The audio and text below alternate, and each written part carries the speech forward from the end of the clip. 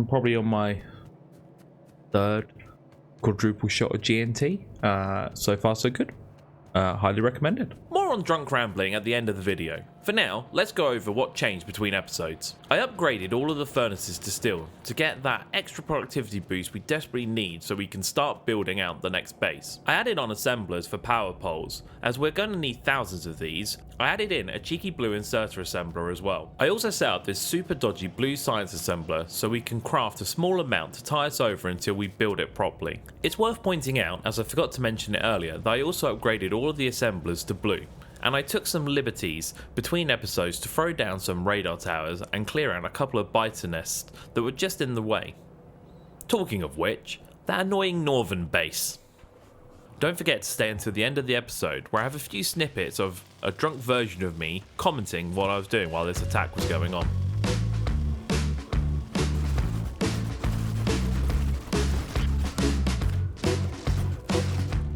As you can see, I once again lose the buggy thanks to my driving style, and this time lose all of the walls and turrets I was going to use to secure the area. So instead, I secure with a few turrets I have, drop down a radar dish and start running power back to the base. I throw down a load of markers to make things easy for you and me. We will start our bus on the left here. We will place our smelting area in the top. Roughly, we need about 5 iron smelter arrays and 3 copper. We will most likely dedicate one of the iron ones to steel. The train station is a reminder for later. We want to make the intermediate base start running off of rails, as the resource requirements are higher than the starter base and the resource patches get bigger the further they are away. Other than oil production, it is just the malt and science production across the bottom. I'm going to build the science in this order. This line of power poles roughly marks the end of the main bus area, and then we'll most likely create a sub-bus for all the rocket components which will be based here. I've laid out some constant combinators so we can see what will go on each part of the bus. I have gone for 4 belts of iron and 4 belts of copper. I left a gap here 4 tiles wide between the iron and copper. This will allow us to put down power poles and roboports and pipes later. I have decided for this base I want to put all circuits on the main bus, which is brave or foolish depending on how this works out. To do that, I have 2 belts of green circuits, 1 belt of both red and blue. I don't normally put gears on a bus, but I'm giving it a go. So 2 belts of gears, 1 of steel and 1 of plastic. And to finish off the bus, I'm going to just put sulfur and stone. I've not done it like this before, I figured why not? Before we can build out the bus, we need to do a little light deforestation. As the base expands, making sure we have the right amount of defences is important. So I'm just going to check on the key parts: walls, turrets and ammo. So let's check the walls. It looks like we have plenty of walls here. Turrets, we could probably use a little bit more. Ammo, yeah, that looks fine. We'd never use all of that ammo. Maybe I should have built more ammo. Obviously, we're going to need a lot of steel furnaces to build out smelting. To do that, we best create a little factory to create them and backlog them. Each furnace array needs 24 furnaces, and we're planning on building several arrays. So, 1 steel chest should be plenty, and the recipe is really simple, it's just stone and steel. Now we can think about the layout of the furnace array. I want them to not go any lower than this, so I'm going to work backwards from here and make sure I have 12 on each side. The easiest way to tell how many items you have is to simply copy and paste. As you can see, it gives you a breakdown of the number of resources inside the temporary blueprint. We also need belts on each side of the input, and we'll put coal and ore on the same belt. We can do that with 2 splitters just like this.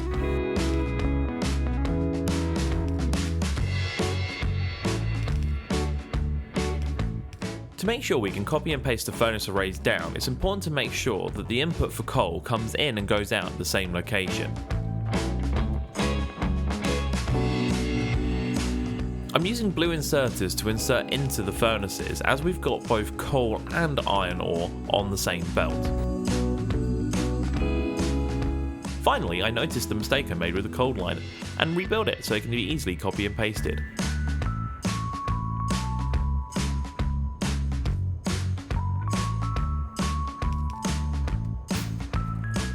Now the layout of the first one is done, we can expand. For ease, we'll start with 3 iron and 2 copper. If we need to expand, we will take the iron to the left and the copper to the right. You'll notice as well I've modified the end of the belt to have underground belts. This helps the inserter place the items onto the belt and ensures the belt remains full on the output. Steel is just another smelting operation. To speed this up, we're just going to copy the top half of our existing smelting array, place it down, and then copy the appropriate number of smelters to smelt steel. 12 should be enough. As you can see, this style of building dramatically increases speed, particularly when you have roboports. Now to fill in all of the ghosted blueprints and to build out gears and green circuits, which I totally didn't forget to record. I upgraded the output to gears to red belts right away, so hopefully I don't have to revisit this anytime soon. To make green circuits, you need 1.5 copper wire assemblers per green circuit assembler. This layout achieves that. For this amount of green circuits, which is one full red belt output, I need 4 red belts of copper in. As you can see, I have 4 yellow belts, and each red belt has a capacity of 2 yellow. So in short, this is not enough copper for this factory to work at full speed. But we will keep upgrading the belts as we increase production, and all should be okay. I needed to run coal over for the furnace arrays, so I ghosted in a few more and made sure to place the belts in correctly for the coal line. I have already abandoned my plans to expand to the left by putting the green circuit belt so close to the last furnace array, but luckily, with smelting, it's just a little belt weaving rather than rebuilding, so hopefully this doesn't bite us too hard later. We need to start thinking about biters again. As you can see, our pollution cloud is getting closer to this biter base, and while the south, east and north are clear for now, they won't be for long. We also need to secure the area so we can access these resource patches. Typically, you defend your pollution cloud in Factorio, and considering how big mine is currently and the fact that we're about to massively expand it, I think it's time to clear as many of these biter nests as possible. As we do that, we'll go on a little exploration and see if we can find some convenient choke points to put up defences. In the background, I might have been working on something a little stronger than the buggy, because nothing says hello more than an exploding shell to the head. Once again, I failed to find anything in my inventory. Given that, we have tank, we have shells, we have a load of ammo, we need a little bit more fuel, so let's grab that. And now, let's go exploring and saying hello to our neighbours.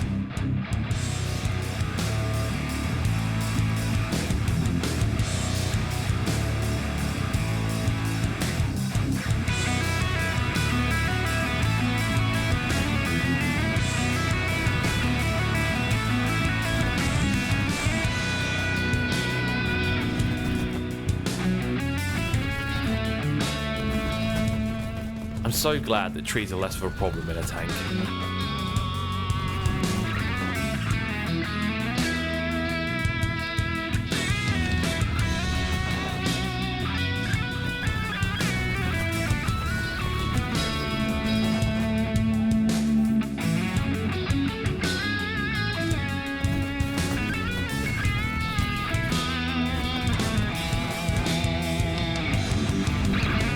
Now we are done with clearing the biters, I'll take you over what we discovered. A nice little choke point on the west with some uranium, so we'll have to build a wall around that and encompass it later.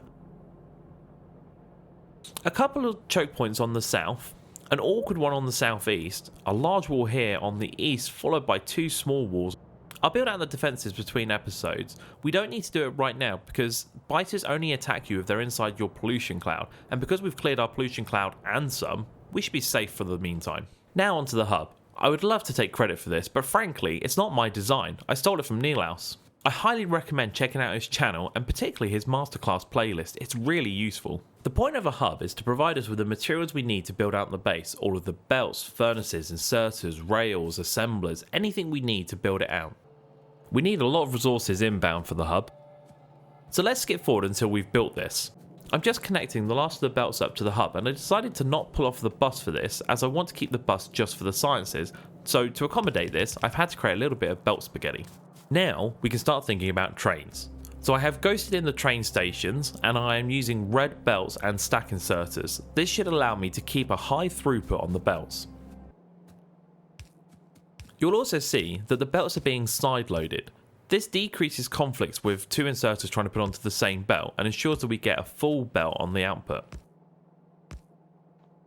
I'm using another blueprint book for the train stations. I have made my own train stations in the past, but quite frankly, they're terrible in comparison to just using this book, and I'm lazy, alright? Each train station will feed into a belt balancer to ensure the resources are equally balanced. The belt balancer isn't my design, and I can't remember where I got it from, so I can't link to it, but I remember just googling belt balancer book or something like that. Now all there is to do is work out how I'm going to get my furnace arrays, finish building out the train stations and get some ore patches up and working. You'll notice I use the icon for the resource and a U or an L for unload and load. By keeping the station name simple, I can activate or deactivate the loading and unloading stops with circuits. This will allow trains to only pick up from stations that are ready to fully load a train or to fully unload a train. Now to quickly finish off the iron connection and turn the train to automatic. Hopefully this works.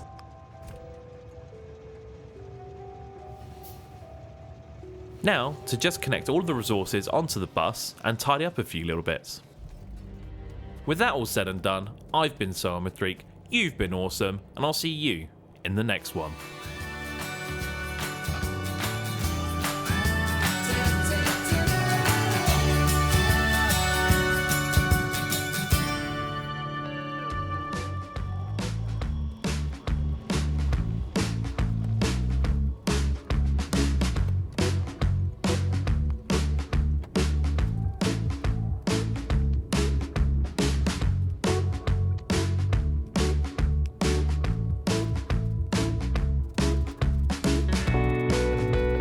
Now, a treat for those of you who made it to the end. And if you're wondering why I voiceover, this is why. I'm probably on my third quadruple shot of GNT. So far so good. Highly recommended. Right, next thing is next. Got some wall stuff in there, got some ammo. Let's go clear that northern base, but who knows what it's gonna do. Mr. Power Poles. Miss. Yeah.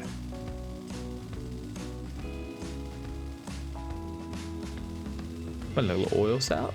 Up, rock. This way.